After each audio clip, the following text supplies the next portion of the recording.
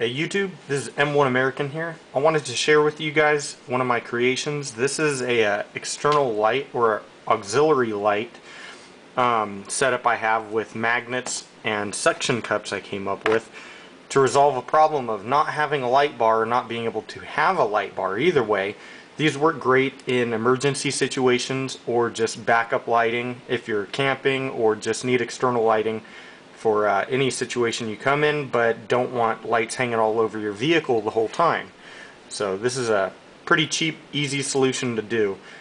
These lights themselves aren't what the review is on. It's more or less just the concept. These lights, personally, I'm not too thrilled with. I bought them from Walmart for about 20 bucks for the pair of each of these, 20 and 20. And mainly it's the lens. They're about 50 to 55 watt.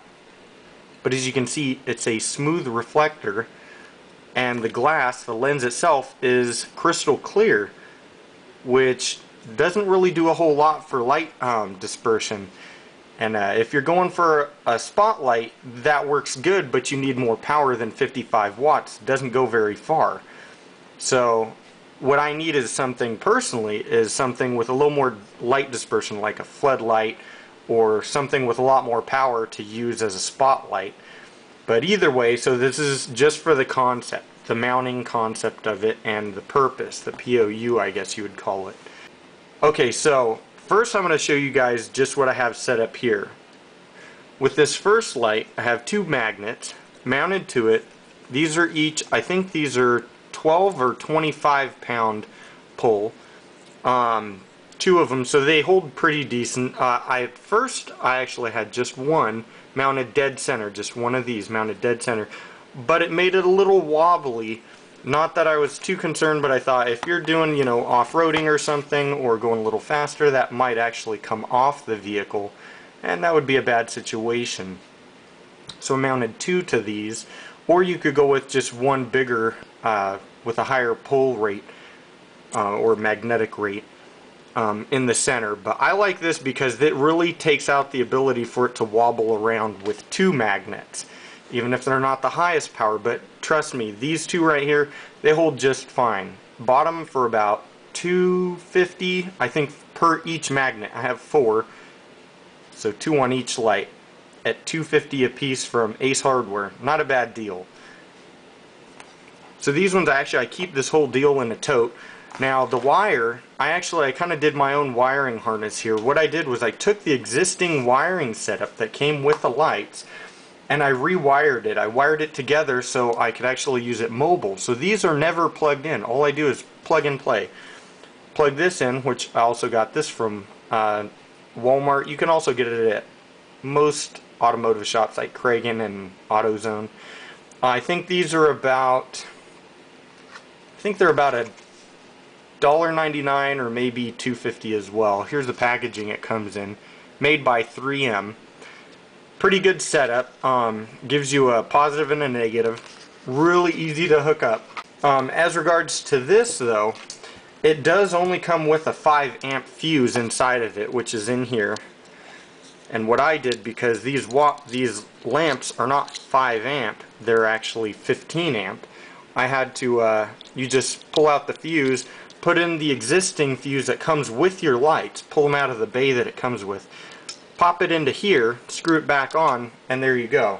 As for these smaller lights, these ones I have set up for on the top of the truck. These ones I have with the suction cup, which I bought from Ace Hardware. It's a pre-threaded, here I'll show you the packaging. It's pre-threaded. As you can see here, there's a suction cup for the top of your car, so it's a temporary roof rack. You can take a wood dowel or something, run it across, put a hole, and it comes with a bolt. They're $3.49. You get two of them, so it's $3.49 for the pair. They're about 3 inches in diameter, and they hold pretty darn well.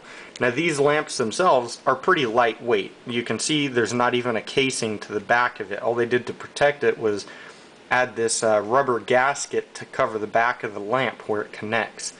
Really do not favor these lights at all. They're not great light dispersion, and if you look on the top here, right here, there's a cut in the top of it.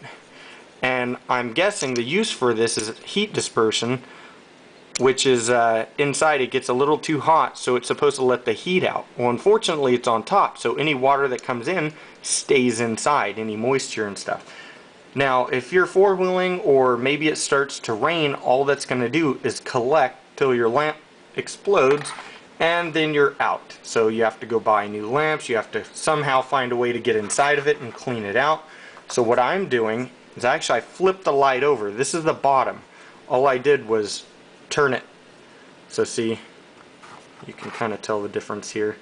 It sits a little farther forward, but in this case it's really not going to make that big of a difference. So now it's on bottom.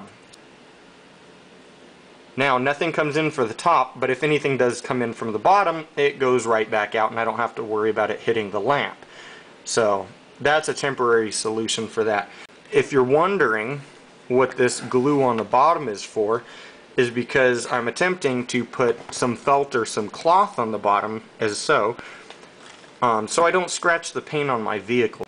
So that's kind of the general idea. I'll put in some pictures and some video maybe to show you guys. I do have a pair of lights underneath my truck, however, pointing backwards, that is hardwired into the cab, so I can just flip them on or off. And I use it for mainly if I'm out four-wheeling or backing up and I can't see behind me, because I do have a camper shell on my truck and it makes it really hard to see behind me. You can mount these on a car. So even if you don't have an off-road vehicle, but you know, you're out somewhere, you just need to see more, you need more lighting, and you don't want to look goofy with some dumb light bar on the top of a car, you can temporarily just pull these out with the same setup I have with these, you know, and slap them on top. They're not going to ruin the paint. They'll come off really easily. Throw them back into a box, put them back in your trunk or wherever you want to keep them. And that's that. Makes it simple. My downward facing four-wheel lights under my truck, they're on, pointing down, illuminating the ground all below, so when I'm four-wheeling and I look out my window I can see what's down there. And as well, the magnetic roof lights, or let's say I want to move it, there you go. That's how it works, just like that. I can position it wherever I need it to be, point it out. I can use it on top, so I can put it on the roof and do it, put them on the side, whatever works best for me.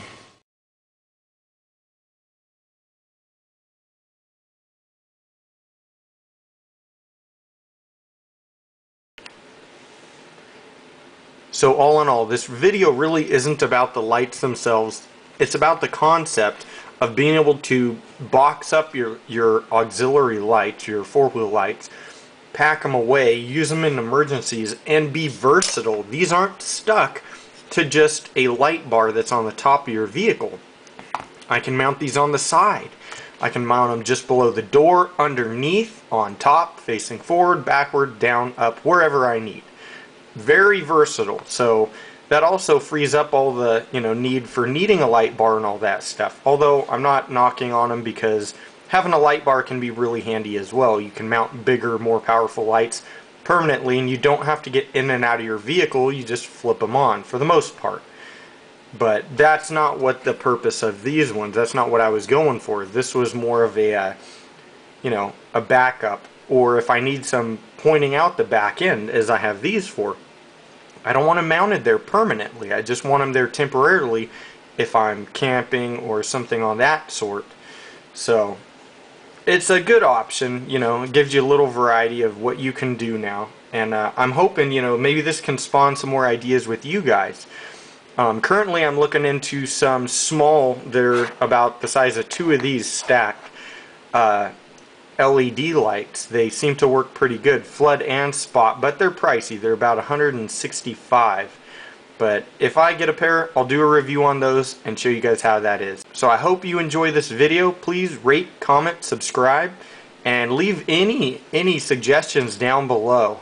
I'm always open for that. Alright, you guys be safe out there, and I will see you next time. Peace out.